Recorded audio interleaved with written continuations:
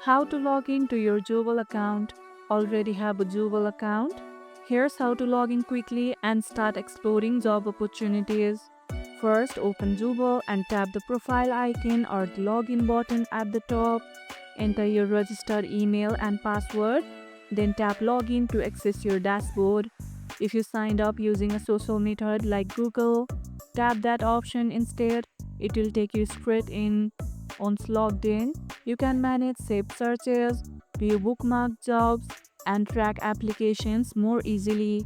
If your password is not working, try using the forgot password option to reset it instantly. Do you prefer logging in with email or with Google?